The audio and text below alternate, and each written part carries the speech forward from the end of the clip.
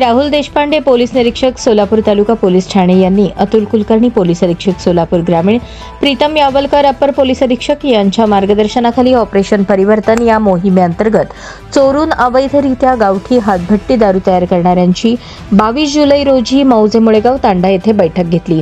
Police निरीक्षक राहुल देशपांडे यांनी बैठकीत उपस्थित असलेल्या लोकांना चोरून अवैध गावठी दारू काढण्यापासून परावृत्त करण्याच्या अनुषंगाने मार्गदर्शन केले।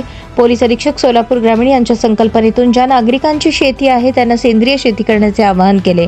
त्यासाठी लागणारे तांत्रिक सहकार्य, मार्गदर्शन व सेंद्रिय शेती करण्याकरता संबंधित विभागाशी समन्वय साधून पोलीस विभागाकडून योग्य ती मदत करण्यात येणार आहे। आगामी काळात पोलीस भरती होणार आहे। पोलीस भरतीसाठी जे तरुण इच्छुक आहेत अशा तरुणांना पोलीस भरती करता शारीरिक चाचणी आणि लेखी परीक्षेकरता मोफत विनामूल्य मार्गदर्शन करण्यात येणार असल्याचे आवाहन केले। आगामी काळात जी मुले शिकली आहेत अशा मुलांना रोजगार मेळावा आयोजित करण्यात येणार आहे।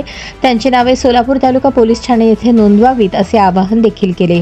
अवैध व्यवसाय सोडून मुख्य प्रवाहात येण्याकरता लोकांनी सहभागी व्हावे असे प्रयत्न देखील केले जात असून जे लोक सांगून ऐकणार नाहीत अशा लोकांविरुद्ध वेळोवेळी छापे टाकून गुन्हे दाखल करून त्या संबंधित लोकांविरुद्ध प्रचलित कायद्यानुसार कडक कारवाई करण्याचा इशारा यावेळी पोलीस अधीक्षक राहुल देशपांडे यांनी दिला।